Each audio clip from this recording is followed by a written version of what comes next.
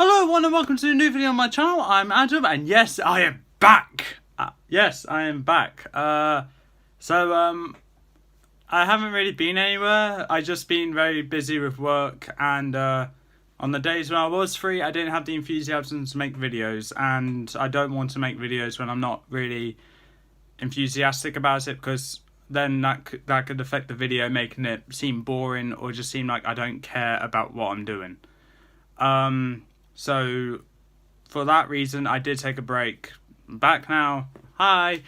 However, I've still got full-time work. But yeah, this is a bit of a different video. This is the first part of a multiple part series where I'll be ranking all the Disney movies from their respective era. Now, the reason why I'm doing this is because it'll be like the start of a new series, which I think I'll enjoy doing. Plus, it lets me watch the Disney movies which people were really shocked at me when I say I haven't watched this one. Like, for example, I have not watched Cinderella, Sleeping Beauty, Snow White and the Seven Dwarfs. I haven't watched any of those. I haven't watched Tangled. I haven't watched Frozen. And I haven't watched Meet the Robinsons. Those are just a few examples. But yeah, I'm going to be starting with the first era, which I completely finished the films with, and in fact got recommended of ranking this era from Lucas. So yeah, I'm going to be ranking the Disney Renaissance era from 1989, starts with the Little Mermaid, to 1999, finishing with Tarzan.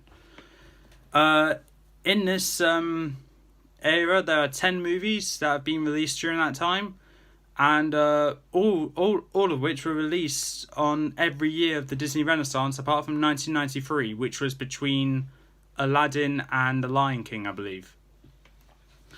Now, all the movies that will be mentioned in this video, I will be mentioning it in order of release, from what I believe is right, is The Little Mermaid, The Rescuers Down Under, Beauty and the Beast, Aladdin, The Lion King, Pocahontas, The Hunchback and Notre Dame, Hercules, Mulan, and Tarzan. Now, I'm just going to quickly throw into the video here. I have no idea if Lucas will be editing this video. If so, that'd be great. And you'll probably see the pictures of the DVD or the movie covers right over there. And if he does do that, then thanks, Lucas. He's probably going to say whatever right there now. And if he doesn't, then I'm just going to seem like an utter moron. But I do not need help with that. So with this ranking, please bear in mind this is my opinion. And my opinion is surely going to be different than your opinion. And if you let me know in the comments below which movie from the Renaissance era is your favourite. Now, the way I'm ranking this, I'm ranking it on my personal enjoyment of the film, and also other aspects like the soundtrack, the characters, the plot of the story, and then just my overall opinion on it as well. And even though there's going to be one of these movies in 10th place, don't let it get into your head, oh, I do not like some of these movies. All of these movies are actually really good. And I would rewatch them all every now and then. The top 4 especially, I will rewatch happily. The others I'll be a bit intsy with, but I will rewatch it. So, with that being said, let's get into the list. In 10th place, we have The Rescuers Down Under. Now, unfortunately for Lucas, I am sorry by the way, Lucas absolutely loves this film and sees it as underrated. And I see why he sees it as underrated, because it's like 2 separate stories combined into one. With a little boy trying to keep the location of a golden eagle secret, so then the main villain can't find her. And the rescuers on the adventure, let's say, to save the little boy who's been kidnapped by that villain. And I'm only saying the villain because I honestly forgot his name. I think his name is McLeach, I don't know. I think that is the name. But yeah, there's just two separate plots combined into one, which got executed mediocrely, in my opinion. The boy is absolutely stupid by being let go and then straight away going to the eagle's nest without having the second thought of, maybe I should look behind me to see if the McLeach is following me. No, just keep going towards the nest. Yeah, that'd be a good idea. Obviously it wasn't. To add on, there was this side plot where one of the main rescuers wanted to propose to the other one. That plot point I didn't really care for, as it was only brought up once or twice, and which is a small amount of time, which is good. But I didn't really watch the first movie before this one, and I didn't grow that much of an attachment to these characters, so I honestly couldn't care less. But if Lucas watched the first Rescuers before this one, then yeah, I can understand why he probably felt more attachment to it. But for me, no, not going to happen. Now, with the characters, the only ones that stood out to me was McLeach and his pet salamander, Joanna. Those were the only ones that stood out to me, as I found McLeach to be a rather imposing villain, and Joanna to be a rather amusing henchman, or hench salamander. They both had their moments of intimidation, but also humour, in a way. And McLeach takes it to a whole other level by throwing knives at a map behind the little boy. But other than that, there's nothing really much else to mention about this film, apart from it's an alright movie. I get why Lucas likes it, but it's just not my cup of tea.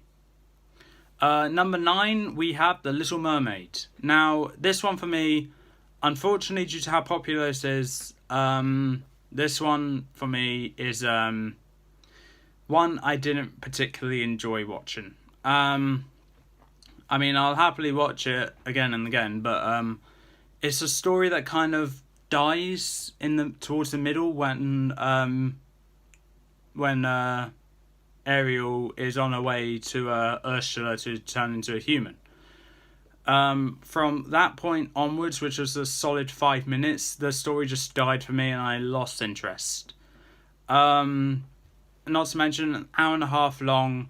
The story is about Ariel turning into a human to go onto the land without her voice and fall in love with a guy in 3 days. However, with that story, you would assume, most of the time would be on the land. No, it wasn't. It was 40 odd minutes of setup. No. 50 minutes of setup. Which, in my opinion, just makes the story go even slower and it's like, get to the main point. But after the song from Ursula, Poor Unfortunate Souls, which I stand by as the best song in that movie, it got better and it got some laughs out of me when especially when the humans were just staring at Ariel in confusion when she was combing her hair with a dinglehopper, or using the Blastschmatz. But that is besides the point. There are other moments which kind of made me laugh. But I did like it showed Ariel's curiosity about the human world, which piqued my interest. And as soon as Ursula came into the mix, it made it a bit better. And to sabotage Ariel from her mission, let's say. But other than that, there was not much else to say about that. The setup was just too slow for my liking, and that's what really threw it back for me. But I will say, Ursula and Poor Unfortunate Souls is the best part about the movie. And Ariel was a bit naive in this movie, which, for the Disney princesses, everyone expected more from her. But then again, she is only a child. Number 8 is Pocahontas.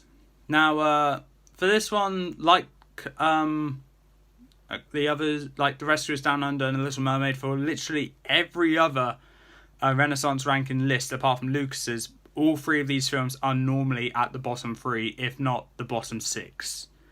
No, the bottom 5.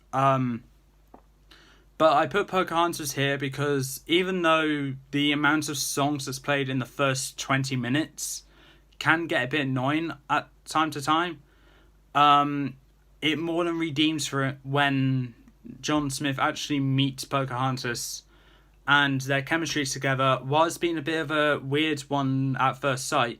It became more and more believable, let's say. It showed how Englishman sees the Native Americans, I'm going to call them, and how he sees himself as more superior than the others, which obviously offends Pocahontas. And when she's on the way out, Pocahontas shows John Smith the benefits of what her... I walked myself into that one. Of what her kind is like. Now, that is the wrong using of words. I'm aware of that, but there's nothing else I could think of. But not to mention that whole showing of what Pocahontas' world is like. It was throughout probably the best song in that movie, which is Colours of the Wind.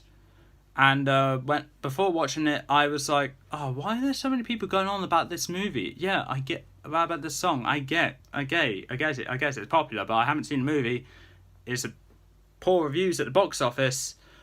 Why is everyone talking about this song? And then I'm listening to it, and I'm like, wow, that's actually really good. Not to mention the other two songs that are really good in that movie are Mine and Savages. And Savages is more like a war chant, but Savages is probably a really good villain song, much better than Mine. But that's besides the point. Characters, ones that stood out to me are Pocahontas, as she seems different to other Disney princesses. And another one that stood out to me was actually Governor Radcliffe. Was being a stereotypical villain, just looking for the gold. That's his main priority and all that. I do enjoy the facts that that may be his main priority, but he actually has an army on his side for that. And he has the effects of using his voice to persuade the Englishman about who the proper villain is, which is the savages apparently. But other than that, it's just a mediocre film, but there are some aspects that I absolutely adore. Number 7, we have Aladdin. Now, unfortunately for Aladdin, it suffers from one key feature that pulls it back. Now, before I started watching the Renaissance movies, there's only 4 I watched beforehand. And the other 2, which I haven't, which is further up in the list, I simply enjoyed more. So nostalgia benefits for 4 of them, and enjoyment as to the other 2. Aladdin just got the short end of the straw. I get why lots of people like Aladdin, especially for Robin Williams as the genie, and his song being "You Ain't Never Have a Friend Like Me." I get that, and not to mention, Robin Williams did get a few laughs out of me as the genie. But as for other characters, there's none really worth mentioning. I get Jafar is a very popular villain, but I honestly do not like him. Not even in a way where it's like, it's a good thing to not like him. Like, he's so bad, he's good kind of thing. No, he's a villain which I just do not like. I can't really explain why I do not like Jafar, as he has all the makings of being the Disney equivalent to Sinister Strange from the Lynxie series. But Jafar just didn't click with me like it clicks with other people, and I just found him kind of boring, really. And his henchman Iago is just annoying, in my opinion. Other than that, it's just a good film, great songs, and Genie, gold star of the movie. 6th place, we have Hercules. Now, for this one, this was actually, spoiler alert by the way, this was Lucas's 10th place with his Renaissance ranking. Which is a bit upsetting at first, but I do understand why he had it at 10th place. But due to blatant nostalgia for me, I had to have it higher. its story, it just doesn't seem to know what it wants to be with the story. But ignoring that, and just going straight to the characters and the action. The action, very good in my opinion, especially the battle with Hercules versus the Hydra. And the characters, there's only two characters that's worth mentioning here, and that is Hades and Phil. Both of those characters absolutely steal the scene that they are in, and they do a perfect job at what they're trying to do. Phil trying to be that mentor that's already seen so many people fail and doesn't have faith in Hercules, but then as time goes on, he does have faith in him and believes, oh, I can actually be successful once. And Hades, I love that he puts in so many pop culture references, and also he's able to keep calm under pressure, even though he's very easily tempered, and he's just gradually going like, we're almost forgetting this is a thing, and he tries to remain calm as he can, but his short temper bursts out so much, and it just makes me laugh my head off every time he does that. Especially when he's having to go at, I think it's Pain. He's shouting at for wearing his merchandise, for wearing Hercules merchandise, which I find kind of funny actually. So even though Hercules isn't great story-wise, there's so many parts in there which made me laugh. And Hercules just does seem a bit two-dimensional for me. But he does become...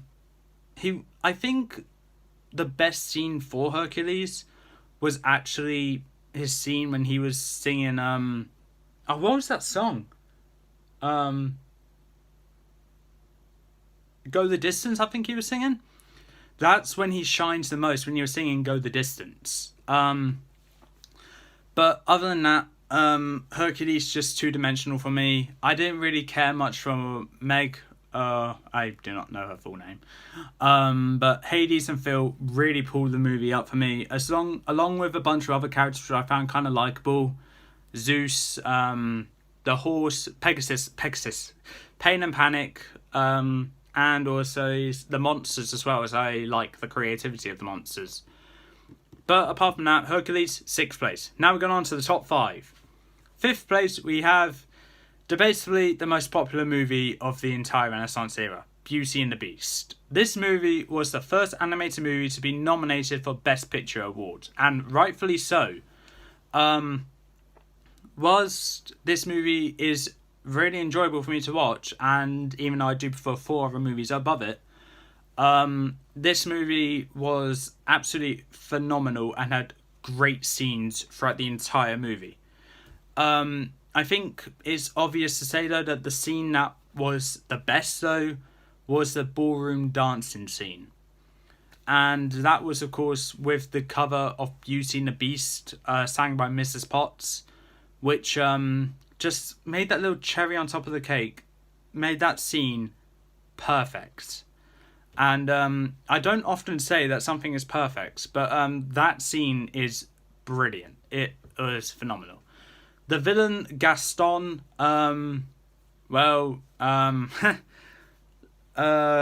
if Lucas doesn't edit the song in above this, then let's just say no one's good as Gaston, no one's great like Gaston, no one is just so good at falling to his death like Gaston.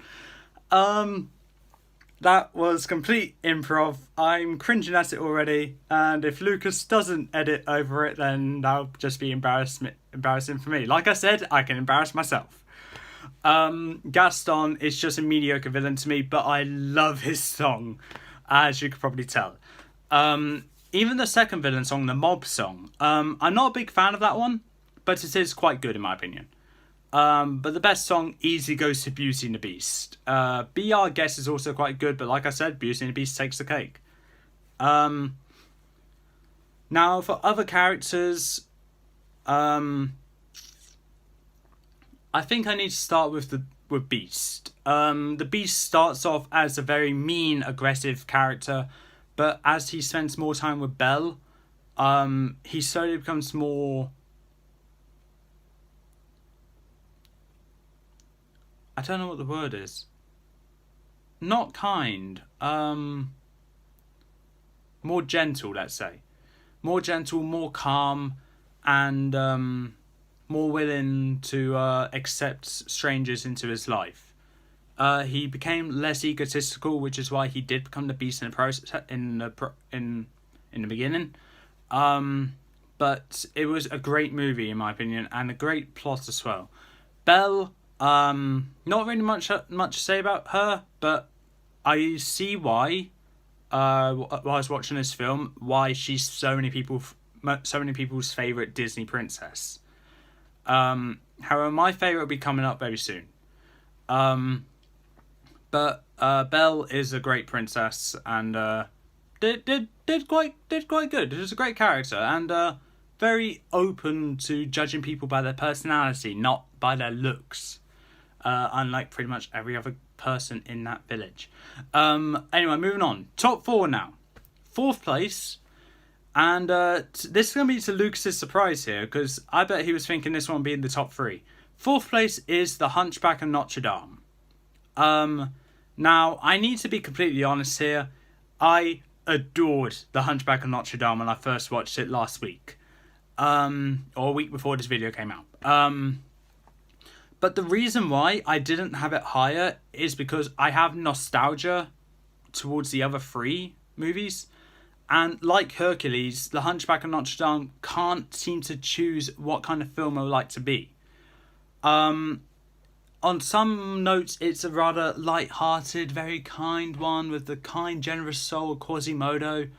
But on the other hand, it's dark, it's menacing, it is horrifying, let's say, with Judge Frollo. Now, Quasimodo and Judge Frollo, they are the best characters in the movie, no questions asked. And they seem like the exact opposite of each other as well. One's pure-hearted, one sees himself as pure-hearted but isn't. And not to mention some of the songs, The Bells of Notre Dame and Hellfire especially, both of those songs are brilliant and wonderful. Hellfire is, in my opinion, one of the best villain songs to ever be played in any Disney movie.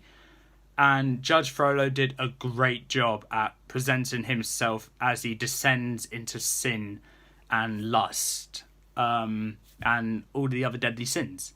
It just shows his spiral out of control as well. Not to mention the lighting in that song was brilliant. I will get to that later in a future video. But looking on the other characters, Esmeralda and Phoebus especially, those were the only other main characters which come to my mind. And Phoebus has a good heart, knows what's right and wrong, unlike Frollo. And Esmeralda, what to say about her, really? I would say she's sly, and she's not very trusting of other people. But other than that, she's just an okay character. But other than that, that's The Hunchback of Notre Dame. It's a great movie. The plot is a bit all over the place, but Quasimodo and Judge Frollo more than make up for it by being near perfect characters and near perfect counterparts to each other.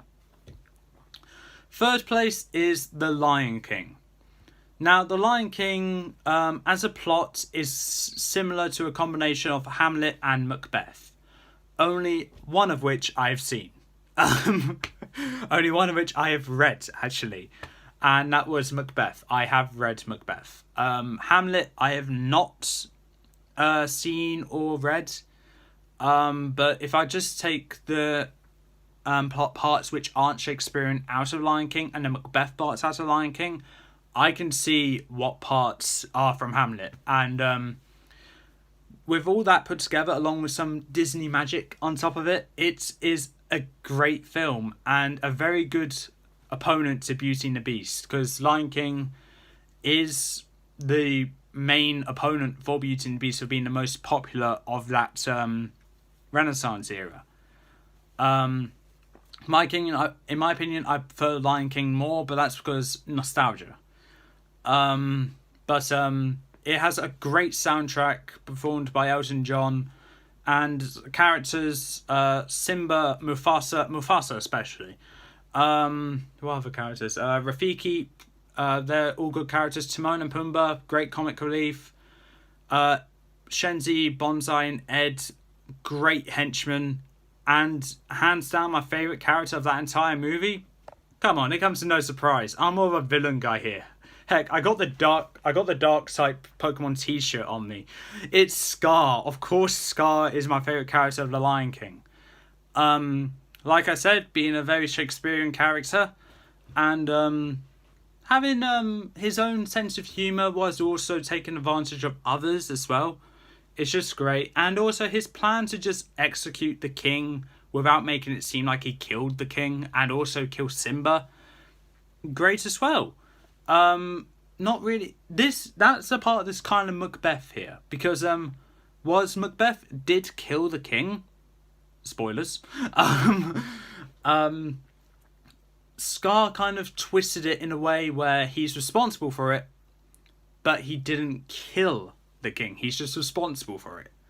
Not to mention, some of his lines are absolutely brilliant, especially "Long live the king." Not to mention, when he's telling Simba his little secret, "I killed Mufasa." Great scenes, great lines delivered by a professional in the acting industry. I do not remember who voiced Scar, but Scar is by far one of the best villains ever, and like you would see in the video which Lucas has uploaded onto his channel, Scar is one of my favourite villains. And even though I ranked the villains on that live stream differently to just my personal opinion, Scar would be very close to number 1, if not number 2. But yeah, that's it for Lion King. I can go on about this one for ages. But moving on. Second place? Now, Lucas knows what my top 2 are. And from last I heard of Lucas, these are also his top 2, as he changed his list up a little bit. So, let's see which one's number 1. Place your bets, guys. And Lucas, if you're editing this, please leave right there which movie you think is going to be number 1. But number 2 is Mulan. Now, this was an incredibly tough choice. Because, like Lucas here, Tarzan and Mulan can just switch up repeatedly. Any one of those movies could be number 1. But unlike Lucas, number 3, which is Lion King, can also be number 1. Both of those movies, all these movies, I absolutely adore. However, as of now, Mulan is second. So, the plot is not generic at all. It's a great film.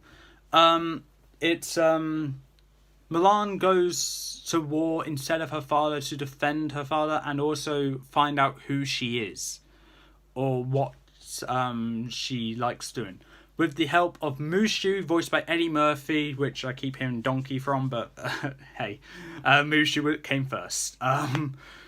And of course a little cricket, and of course a horse, which I do not remember the name for. But Mushu keeps calling him a cow or sheep, which I find kind of funny. So the whole story is quite good. The songs are brilliant, especially Reflections, A Girl Worth Fighting For, and of course, Make a Man Out of You.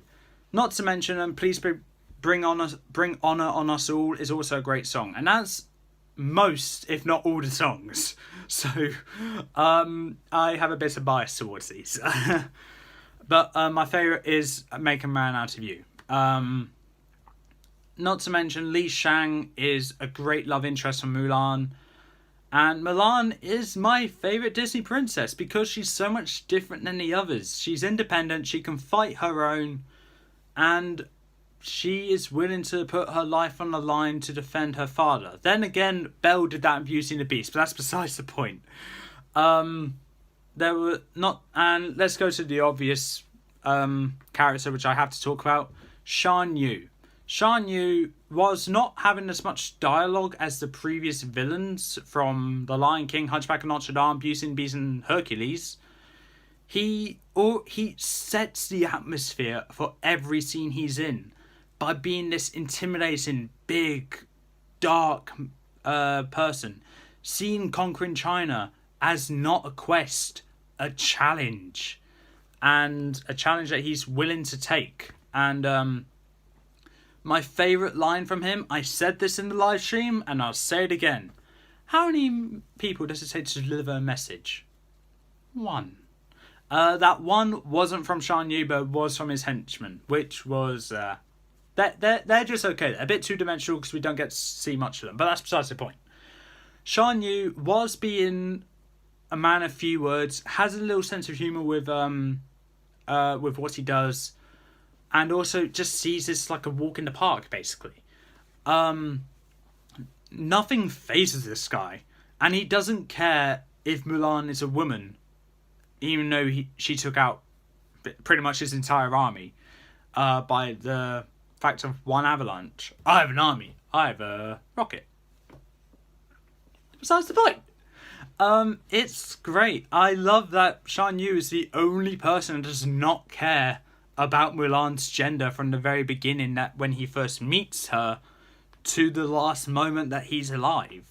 Not to mention, he went out with a Chinese New Year tradition. He went bang. But anyway, moving on. Number one is obviously Tarzan. Now, I'm guessing Lucas voted Tarzan in over there as my favourite. As my favourite of Mulan and Tarzan. If so, congratulations, Lucas. I knew you'd guess that right. But Tarzan, what can I say about that? What can I say about this? I grew up with this movie. I was born in 2001, so 2 years after Tarzan was released, and I watched it on a constant daily basis since I was growing up. From when I was 4 years old to, I don't know, 12. Then I stopped watching it as often, but I still watched it on a regular basis. To the point where the last time I viewed it, before I watched it again with Lucas, was when I was 17, just before I turned 18. I'm 19 now. So, yeah, I haven't watched Tarzan as much, but I remember so many of the scenes, the characters, what they're like. Clayton, Jane, Tarzan, the Professor, Archimedes, I believe his first name is. Turk, Tantor, Carla, Kerchak. Kerchak is actually one of my favourite characters of that movie. But, Kerchak is my third favourite character of that movie. And that's because he doesn't trust Tarzan at all, even when he was only a baby. He didn't trust him at all. He knew this is going to bring danger to his herd, and he wants nothing to do with it and wants to keep the safety of his family as best he could. However, Carla's arrogance of not wanting to let Tarzan die, Kerchak just gave in and said yes, but he's not saying he's his son. Not until the very last scene he's in. Second favourite character, I'm going to say... Oh, this is a tough choice. This is like the picking of the movies. It can change. Kerchak could be my favourite, but at the moment it's my third favourite. Second, I'm going to say Tarzan. Tarzan is my second favourite character because pretty much how awesome he is. He has this sense of curiosity when he sees Clayton, Jane, and the Professor, to where he's just really intrigued at what they're like, and he just wants to learn more and more about them, which is what anyone wants to do when they see something they do not know. They just examine it because they're curious. And Tarzan was doing that, unknowingly puts his family in danger. He remains distant when he can, but also being as curious as he can be and finding out as much as he can about the humans. But, of course, number one, my favourite character of this movie at the moment, and probably comes to no surprise, is Clayton. Now, Clayton, whilst being a stereotypical mustache twirling villain, or bounty hunt, no, bodyguard, with a double barrel shotgun and a machete, he is there to actually just catch the gorillas and sell them. In a way, poaching. This is essentially what McLeach does in The Rescuers Down Under. However, I see Clayton's more efficient because he doesn't need to rely on a salamander to help him. In fact, he has an entire crew up his sleeve. Well, on a boat that's nowhere near them when he first meets Tarzan, but that's besides the point. Clayton, in my opinion, is actually just a good villain. Not my favourite, but it's quite well written in. Very, very good. Leads to a quite good episode in the Legend of Tarzan series as well. And of course, how can I mention Clayton, but not mention his death? Now, I do plan to do this in the future with top 10 best or most horrifying Disney deaths or deaths in Disney movies. And let's just say, spoiler alert, Clayton will be very high in the top 3, definitely, because he falls to his death with a vine wrapped around his neck. The vine catches him, like, right around his neck, pulls on him, so he gets hung. Tarzan falls to the ground with the machete. The machete digs into the ground. When Tarzan gets back up, a lightning flash happens, and then you just see a silhouette of Clayton's body just swinging on a tree trunk behind Tarzan. It is grim, and I do not know how Disney got away with that. But I will say, in the Legend of Tarzan series, it was covered up, which, good, but also kind of disappointing. But I do get why. But that was a terrifying death, and probably one of the best deaths for a villain. I wouldn't say it's my favourite death for a villain, but for a villain, they either get defeated or they get killed. Simple as. And Clayton chose the worst fate. He died. But it was actually quite a good death, and it wrapped up the story quite well, along with another death shortly afterwards, and that led Tarzan as the leader of the group. But it just ends on a perfect note. Not to mention Jane and the professor stay with Tarzan as well. It's just nice. It just sets up the TV series for it quite well. And how can I mention Tarzan without mentioning the soundtrack for it? Now, the soundtrack for Tarzan gives The Lion King a run for his money, because Phil Collins does a great job at the soundtrack for this, with Strangers Like Me, You'll Be in My Heart, Son of Man, Two Worlds. Great songs all around. Now, my favourite out of those songs, I can't decide. Two Worlds and Son of Man are great songs. And the opinion on that, like the characters in Tarzan, and like the movies in the Renaissance era, it can change. But at the moment, I think I need to keep it as a tie, because I honestly can't pick between them. But with that being said, that's all for this time. If you like what you saw, leave a like, leave a comment, don't forget to subscribe, press the notification bell down in the corner below. And I hope you like this Renaissance ranking. Join me in the next ranking of Disney movies, where I'll be doing the post-Renaissance era, which is 1999 with Fantasia 2000 up to 2008, I believe, or 2009. One of those years with Bolt. Until then, peace out.